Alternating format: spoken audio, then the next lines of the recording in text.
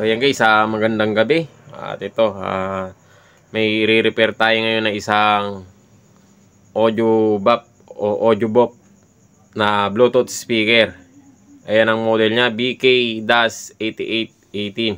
So ang problema nito, gumagana naman, ayan. Kaya lang wala siyang sounds. So kahit na i-volume siya, ayan off muna natin.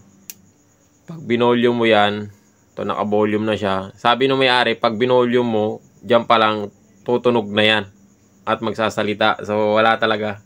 Tapos tinestingan natin ng mic kanina, so wala pa rin.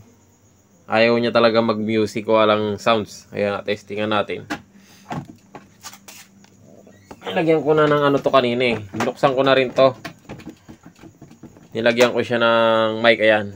May mic tayo. Naka-volume. Mic. Volume natin yung mic. So, ayan. Naka-volume na yung mic. So, ito yung mic natin. So, naka-on. Hello, hello, hello. Hello. So, wala. Wala siyang sounds. Kahit na pokpokin mo, wala. Wala kang maririnig na sounds. Ang kuwang ko dito kanina, sabi nung may-ari kasi,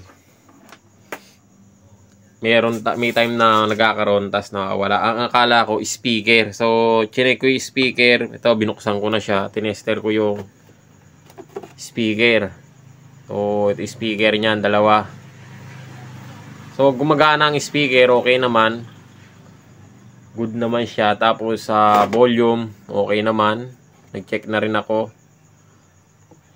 Sa tingin ko ano to, sa audio IC. Dalawa kasi audio IC nito, pero tataka ko kung sira ang audio IC nito. Dalawa sira. So nakakapagtaka naman siguro yun. Ayan. Dalawang audio IC niya yan. So sa tingin ko lang, no.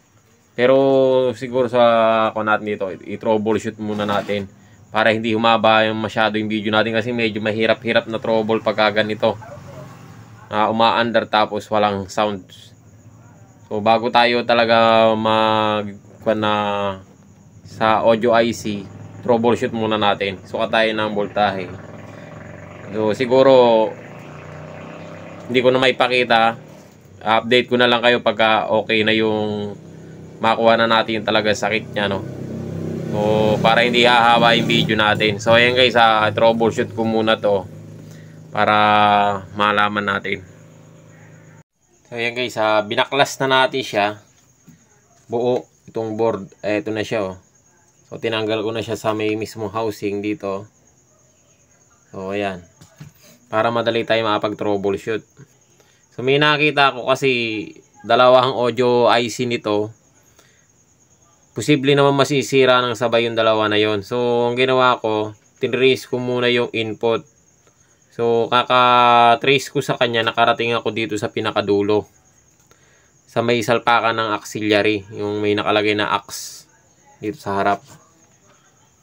So, ayan, yung audio input niya pala. Ayan, dito. Yung salpakan niya, binaklas ko. So, ito siya. Ayan.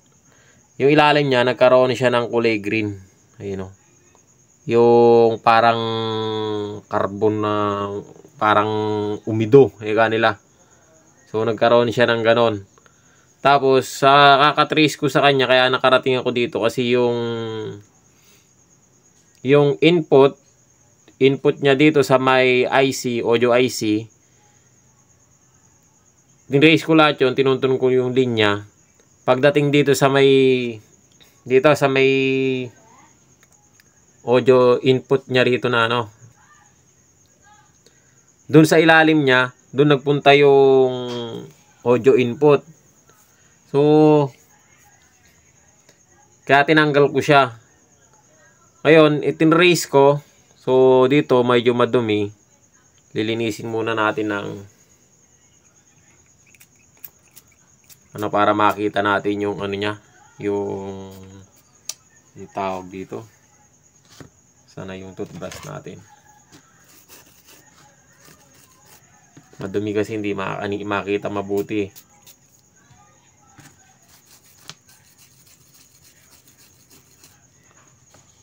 So, ayan. Ngayon, gagamit tayo ng buzzer. So, ayan. Nakakuha na yung tester natin sa buzzer. So, yun, tumutunog. So, ayan. Siguro di nyo mo makikita yung tester mabuti.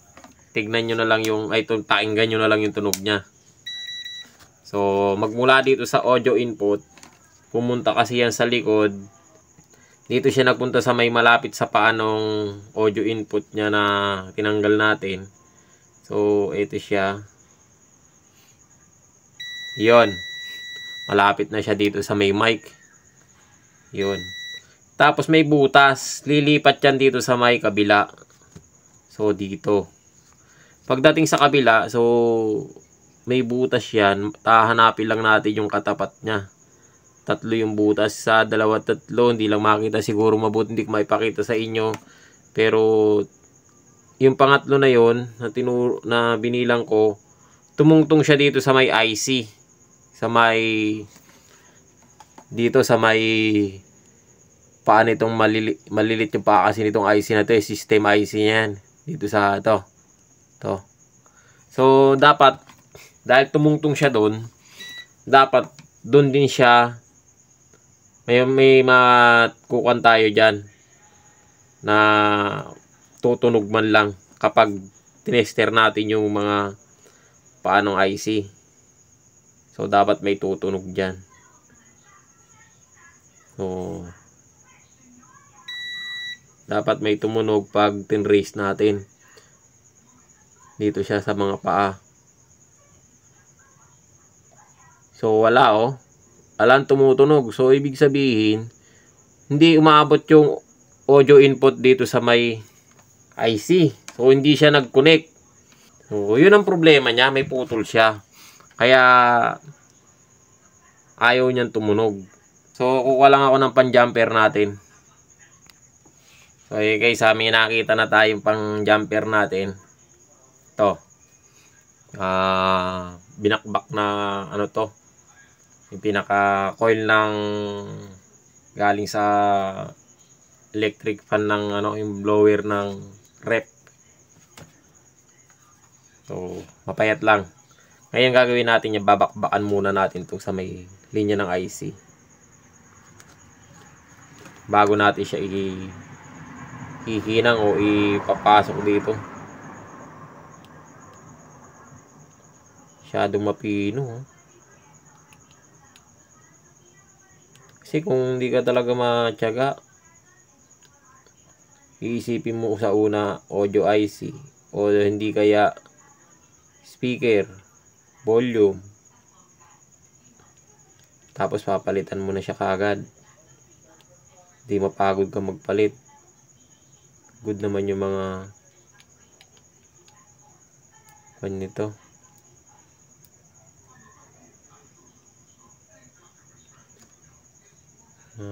Supply niya okay naman.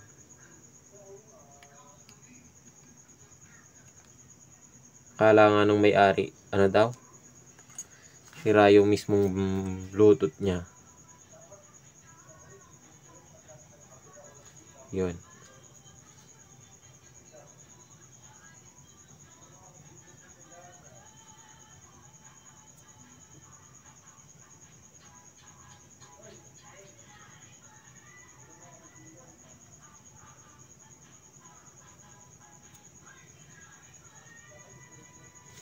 So, hinangin natin ito.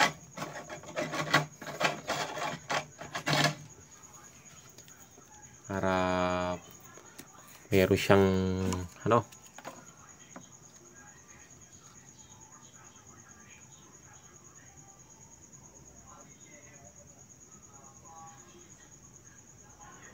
yan. Try natin kung magkakaroon ba siya ng contact. So, mababa na natin yung wire. Kailangan magkaroon ng contact dito ito.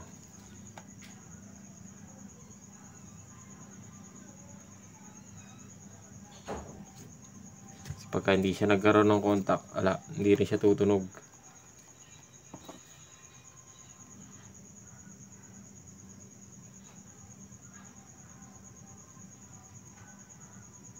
ayan, pwede yan. Testingin natin.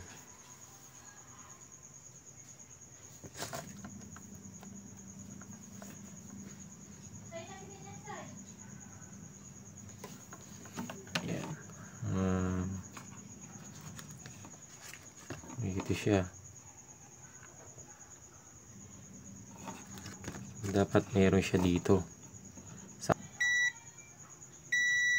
Yun, meron na siya. Mamatay na yung tester natin, ah.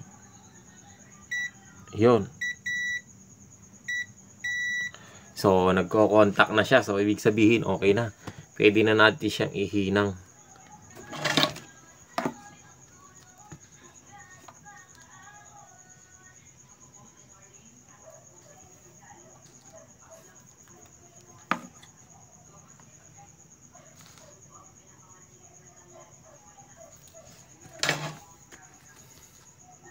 So, bakbak tayo dito.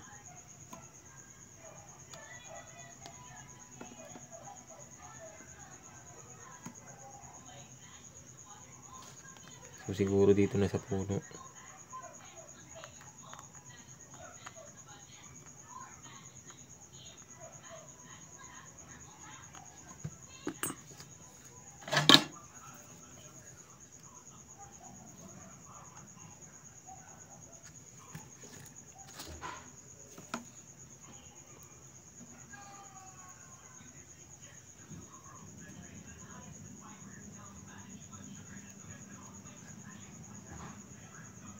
So, yan. Naihinang na natin. At meron ng audio input dito. So, testingin natin siyang ikabit doon sa may mismong kaha niya para malaman natin kung tutunog na ba. So, yan guys. Ikinabit ko na siya sa mismong kanya. Ito. Cover. At kinabit ko na rin yung mga wiring. So, ayan. Naglagay nga pala ako ng mga palatandaan na kaya makikita nyo may mga guwit-guwit ng panghinang. So para hindi ako malito at madali ang pagbabalik. So ayan guys, naikabit na natin siya. Kaya lang hindi ko pa naikakabit yung wire. Ito nga pala yung jumper na kinabit natin. Ayan, makapansin ninyo. Hindi ko pa naikabit itong mga pihitan. So ngayon testingin natin kung magkakaroon siya ng audio. So yun. Bluetooth mode. Ayun. So, yun ang hinahanap ng may-ari. Bluetooth mode. So, ngayon, okay na siya guys. Siguradong may sounds na to. So, hindi na natin isa-sound check. Ang gagawin natin dyan para hindi tayo makabulao sa mga natutulog. Gagamitan na lang natin ng microphone. So, ang hinahanap lang naman natin dito ay yung audio. Kung meron na siyang sound. So, ito, dahil meron na nagsalita, tumunog na. So, ibig sabihin, okay na to. So, ngayon, ito, gumamit na tayo ng microphone. So, volume natin yung mic. Ay, naka-volume na pala. Naka-volume na rin ng 24, 26. Ayan. So, magsalta tayo. Hello, hello. Sound. Check. Sound. So, okay na. So, ayan guys, tagumpay mission natin. Ang naging problema ay dito lang sa may audio input. Ayan. Diyo sa may ilalim niya, nagkaroon ng loose contact. So, ayan guys, sana nakatulong sa inyo ang video na to at maraming salamat sa panonood.